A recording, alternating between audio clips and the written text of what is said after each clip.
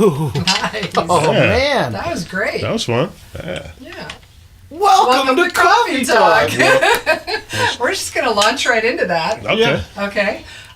That was Mark Tullis and Chris Greene. Yay. Yay. A mini hip bone reunion. That was pretty cool. Right. So that's the brand new beginning of our New Music Monday now. No. No. But that was cool. That was That's very this cool. beginning. That's Yeah. this beginning, Yeah. yes. So I'm Mark Tullis, and this is my partner, Kirsten Coleman. Hello.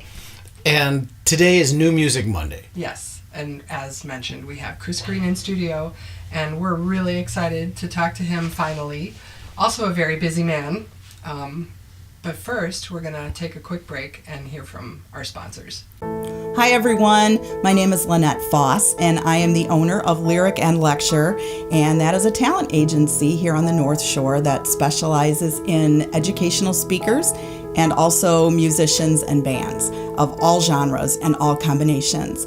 My goal is to help you find the perfect speaker or perfect music for your event, so I would love to hear from you if you have anything like that in the works. You can go to my website, lyricandlecture.com, and you can click on Contact Us, or you can contact me via Facebook, also Lyric and Lecture. I hope to hear from you soon, and let's work together to put an amazing event in place.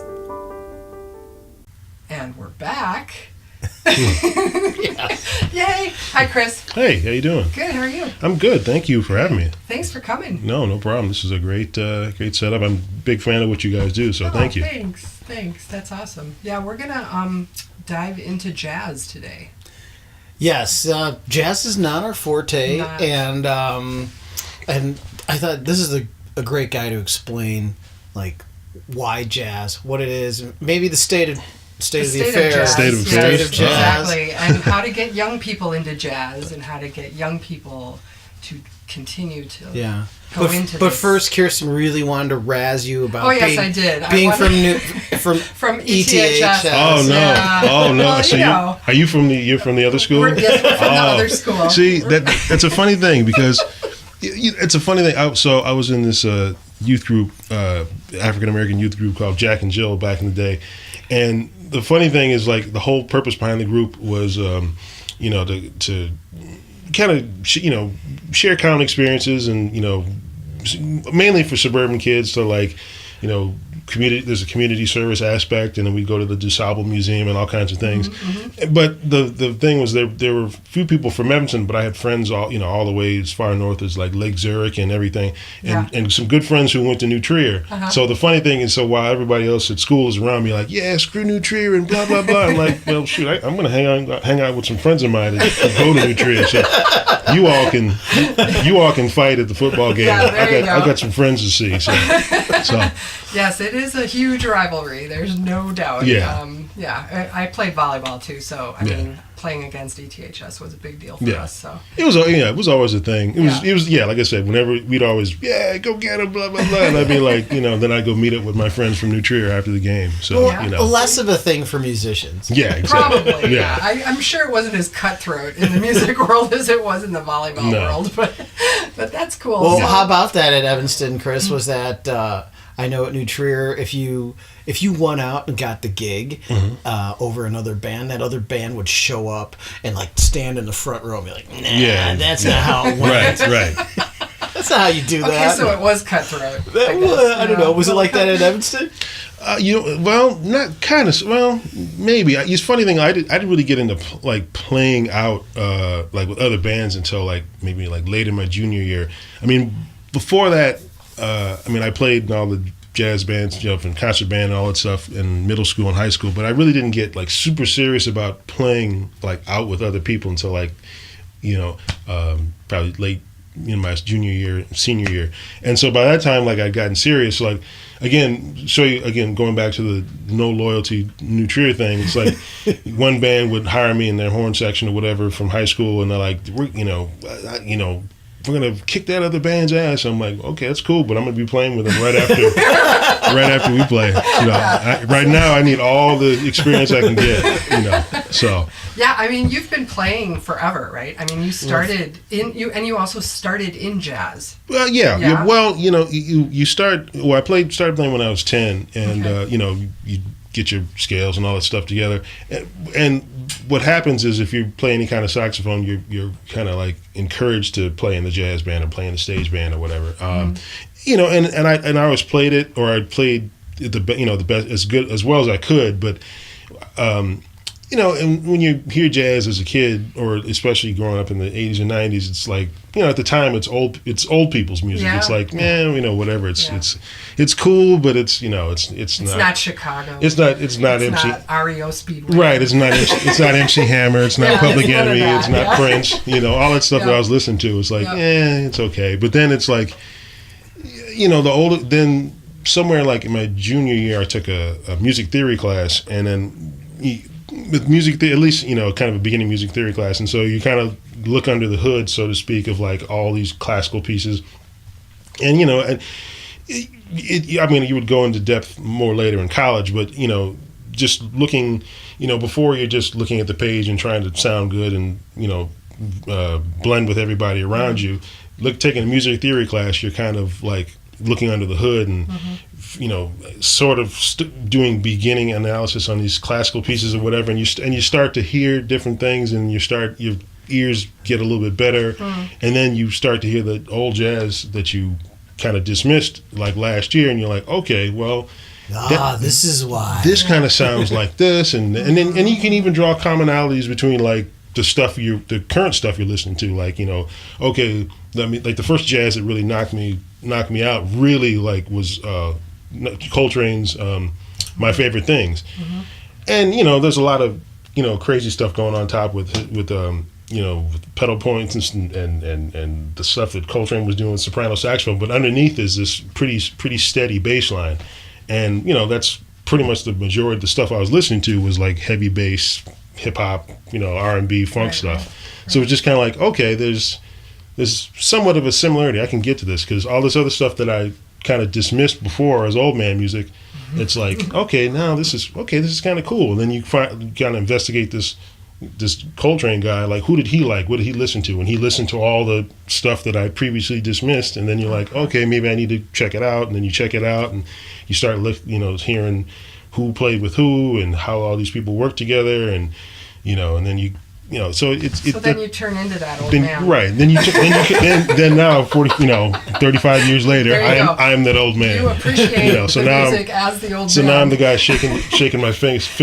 You silly kids, get off my lawn. You need to listen to this stuff. Yeah. So.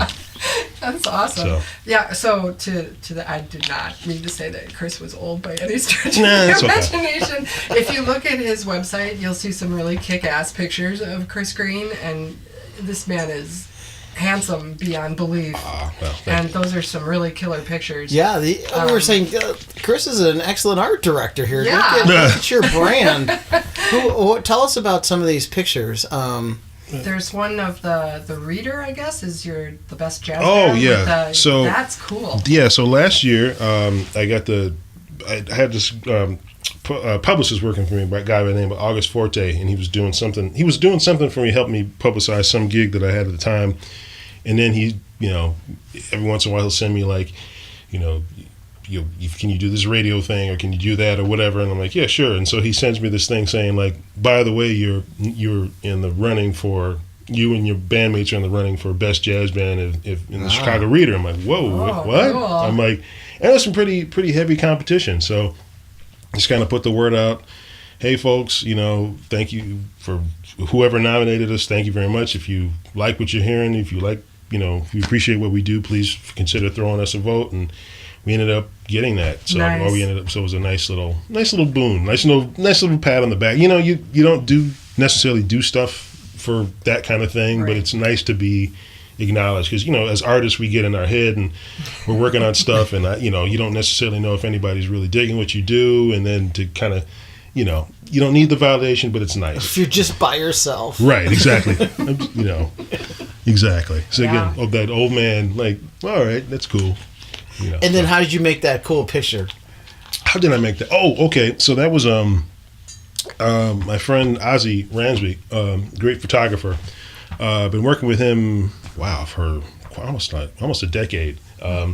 Actually went to middle school with him, and we were friends back then, and we kind of would drifting in each other out of each other's lives. And I think I was working with a photographer at the time, and I think we're all competitive, and he was trying to establish himself. But he reaches out and he's like, "Hey man, I just want to say, man, you're a photographer. Yeah, you should. You should consider your options. You should call me. Yeah, man. So I saw that flyer you put out. Yeah, you should call me. You should call me. I'm like, all right, whatever. People trying to poke, Yeah. So I went by a studio, and I'm like, because he's a friend of mine, and I figured, hey, he's a local dude. He's trying to make something of himself. So, let me go by and see what he's doing. And so it was like, I'd never really liked photo sessions before, just because they're really, they weird you out. Just you don't know what to do, and you what do I do with my hands? Right, what do I do with my hands, and their vision may not be what you're seeing, and like we've all taken enough pictures as band, we've all taken enough pictures in front of brick walls to know that it's like and on train tracks, right, and train tracks, like looking off in the distance or mean mugging or whatever. Right. It's just like, oh man, be pensive. He's gonna don't look at the camera, or whatever. So, and he made me feel it was really, really comfortable, really incredibly creative, like, and then it's just to the point where I know if I have anything coming up where I have to do anything, he's the guy I go with. And that's just kind of nice. These are really, really nice pictures. ChrisGreeneJazz.com. Yeah. They're beautiful. And that's where pictures. It's kind of my mode of operation for like working with my band. It's like, I know ultimately what I want to have or want to see happen, and what you do is you get talented people to help you execute that vision. If I have to say like I need this, then I'm not working with the right person. Tell us a little bit about your band. Let's hear about your band. Who are those guys, and how did you get them together? And well, the band's been around since 2000. Band's been around since 2005. So we've only made one personnel change in the past, in those 14 years, and that was the drummer who joined us in 2011, and so he's been with us over the pretty much since like over half the life of the band. And the other two guys, Damien Espinoza, longtime piano player, and Mark Piani, who I've been working with Damien longer. Damien's been we've worked together in my band longest, Damien and I, and then Mark, our bass player, I've known him the longest. We were in another band in the mid '90s. We used to play at the Beat Kitchen. I can't look that way. Don't look over here. Sorry.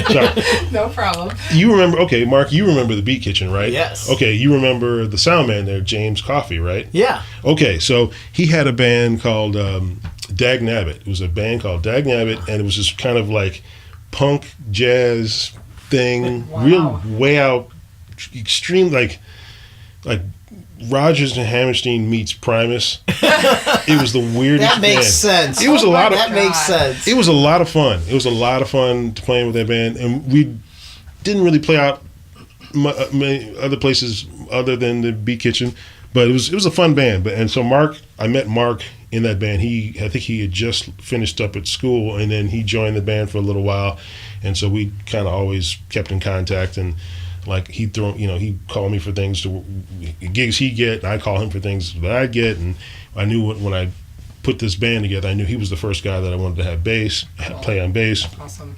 And then Damien, Damien was in a previous band that I had called New Perspective that kind of morphed into the quartet, and then he was the last piano player or keyboard player for that.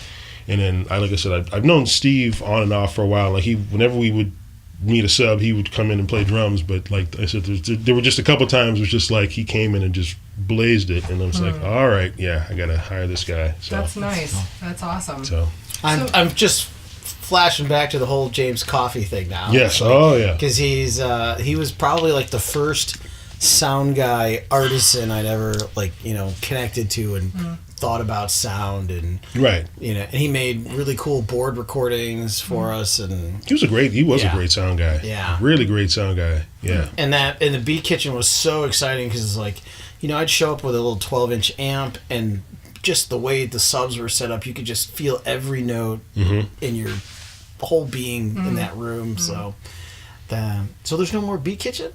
No, Beacons is still there. It's still there. It's still there. It's still there. James, I don't know what he's doing now. I haven't talked to him in a while, but I think it's a whole new. I think same owner, but whole new staff. New deal, yeah. Yeah. But I know it's still there. It's still there. Yeah. Oh yeah, because that band came through. They came through last there. year. Yeah. I want to So- go to. I want to go to the state of Yes, the affairs state of of jazz. State of Yes. affairs of jazz. Please, yes. Oh, that's a good question. Give us the report, Chris. Oh man. Well, again, you ask me or you ask 12 different jazz musicians, you'll get 12 different answers. I'll say this: I think it's good. I mean, we're working and we're doing pretty well, and I think there are a ton of great players. What I will say though is one of the reasons why I started my band was that Chicago doesn't lack for great players. They're wonderful players, and then they're great rooms. You might argue that there's probably more players than gigs available, but that's a whole different other discussion. But I will say that there are tons of great players. There aren't a lot of consistent bands, and I think there's nothing you can do about that. Like, people need to make a living, and if you're playing, if you've got to offer for a gig at a jazz club that pays $100, and you've got to offer to play a private party that pays like 3 times that, more than likely you're going to go. Most guys are going to go for that. But I would go see a lot of my favorite players, and they would all be killer players, but they would they'd all have their heads buried in the music and playing, and that's fine, but they're more. It's almost like an on-stage rehearsal. To me it seemed, and I wanted a band that I could like develop some chemistry in music and develop some musical in-jokes and like make do transitional stuff where we could go from one song to the next, or bridge 2 things together. That just comes with like playing year after year after year. So I think. But back to your question about the state of jazz. I mean, there's some interesting things going on. I mean, there's one thing about Chicago. You've got you've got everything from like straight ahead down the middle, hard bop, 50s and 60s stuff. You got the you got the Ken Vandermarks and the Umbrella people doing the more avant-garde stuff. You've got a pretty healthy like smooth jazz contingent. Like you've got a lot of stuff going on, and you've got people that can like kind of like we were talking about before, like my friend Marquel Jordan, who can kind of hop and do like R&B one night, and then street Yeah. and then there are people like me that I like everything. So I not only do I play with different bands, but I like to incorporate my various influences and experiences in my own band. So like we'll do like some funky stuff over here, or we'll do like a kind of an oddball cover of a Stevie Wonder song, or a Sting song or something like that. But we'll do it in our unique way, hopefully. So cool. I think that's neat. Was that kind of a decent answer to the question? That was probably more my take of jazz, but I mean I think it's there's a lot you could complain about, but there's good stuff. I mean, I think there's good stuff everywhere. I think it's just as far as audiences. I mean, I think Be careful. Let's talk about the truth. Well, okay. I'll say this. Like my and I can't speak for anybody else. My thing is like somebody put it to me very succinctly a long time ago. He said, "I don't want a bunch of gig bags at my shows. I would rather see purses than gig bags." Mm-hmm. And that just like completely like floored me when he said that. I think meaning that you'd want to see other, not just musicians at your shows. Exactly, right? Yeah, exactly. Like I'm happy and flattered when musicians come out to see us. I love it. You want normal people, regular non-musician people, because those are the people that'll buy your CD. Those are the people that'll buy the merch. They'll follow you around. They'll buy a bunch of drinks to they'll stalk you on Facebook. They'll right. do all that stuff. They're there. I mean, musicians or artists / musicians / creative people listen to music differently than regular people. Most people just listen. Most people, they'll put it on to clean the house or drive to the store or whatever, which is fine as long as I'm somehow what I do is part of their lives, and I'm perfectly happy with that. Musicians tend to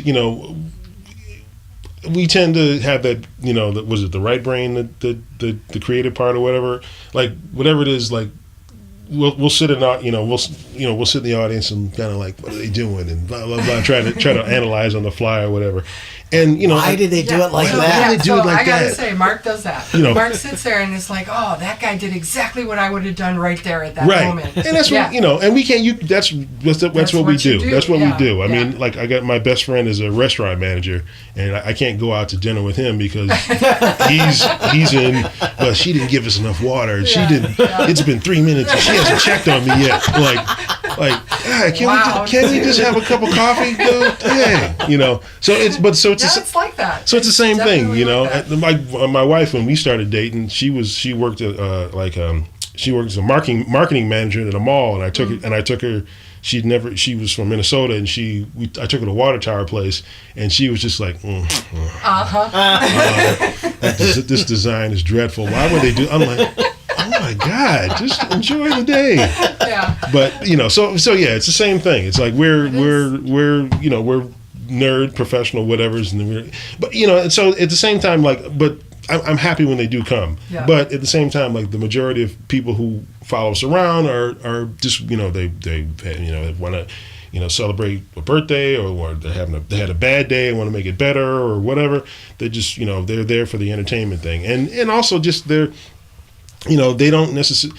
They might know a little bit about jazz, but they don't necessarily care about like who I'm listening to or whatever, or what I'm working on. It's just like, what can you do tonight, whatever. Can you throw down tonight? Make this sound great. And I think that's the thing, at least the thing that we as jazz musicians can do. Like, playing for the jazz loving audience is fine, but to sustain and have a career, have your whatever creative project, be sustained by an audience, you're going to have to talk to the people, or there's got to be something in there that the people to keep it alive. You've got to be here today. Right. Yes. Exactly. There's got to be something, and it doesn't necessarily mean like you got to do a Drake song. But if there's something in that Drake song that you can make musically relevant to you, go for it. But I think that's the thing that'll keep the spirit alive. Just bringing it to audiences, paying audiences, and letting them make the decision whether or not they like it. So now, did I just read that you got a residency at Andy's? Is that read that right? Is that correct? We had one. Okay. Most of last year and then into this year, we were there every Monday, and we're not doing that now, but we're still kind of in the rotation. So what they'll do now is like a month of Saturdays or whatever. We'll be there. Okay, we were just there a couple of months ago. We'll probably be back. Hopefully there later in this year. But, Andy's is that's the spot for jazz. It always has been. It's always. I mean, it's just really. That's the real deal. That's the real deal jazz club here. It's a great place for a number of reasons. It's a great place to play, and it's kind of like it's a tourist area. So not only are you getting Chicago people, but you're getting people in town for like business or conventions or whatever, and it's surrounded by a bunch of hotels. Right. So perfect location. You'll have you'll have folks from halfway across the world, or you'll have a bunch of kids in town for a band trip or something, and they'll just kind of converge, and it's usually a good time. Yeah. Well, people should know that Chris Greene is spelled Greene. So chrisgreenejazz.com. And as you mentioned, he has a show coming up in June 4th with Markel Jordan. In the Band of Killers. Yes, that's cool. That should be a lot of fun. It's so that is not jazz, right? That is more funk. Yes, that's that is actually, that's going to be a lot of fun. It's going to be that night's going to be a Prince tribute night at Untitled. So it's going to be like all Prince related stuff, all stuff that he did and all stuff he wrote for other people. So it's going to be very cool. That's going to be a lot of fun. Markel has the June 4th. the vocal range for that. Yes, Yeah. it does. Okay. Yeah. And then your quartet is playing just about everywhere else. Yeah, we're at Winters. Winters downtown. June 8th. June 8th. Yeah. Yes. June Yes, you know 20th at Night Out, sponsored by DCB. Yep, that thing, kind of outdoor concert series in Oak Park. Oh, And- cool. Oh, cool. And Midnight Sun is a different band you're playing with. That's a cover, a soul funk cover band that I've been playing with for the past about 4 years. I guess I'm a member of the band. I was a sub, and now I'm a member of the band. Now it's official. It's been a lot of fun. They play most. Did you get a badge? Yeah, right. Sort of. It's kind of a fraternity almost. But I've been playing with them about for 4 years, and that's a cool. lot of fun. Yeah, you guys all go to chrisgreenejazz.com, and his whole schedule's there with all of the bands that he plays with. So definitely, and those awesome pictures are also there. There's also music there, bios, the whole 9 yards. So chrisgreenejazz.com, and we're gonna leave the interview with a song called Blues for Mr. Fear. Dr. Fear. Oh, Yes. Dr. Fear, sorry. Yes. Blues for Dr. Fear. So, where did that come about? What is that all about? It's kind of goofy. So my 7-year-old son, he's 7 now. When he was 3, when kids back in the day, like my mother had this joke, when kids get in trouble, they create this character called Not Me. Whenever something's broken, It wasn't me. or there's jam on the curtains or something like that. It's not me that did it.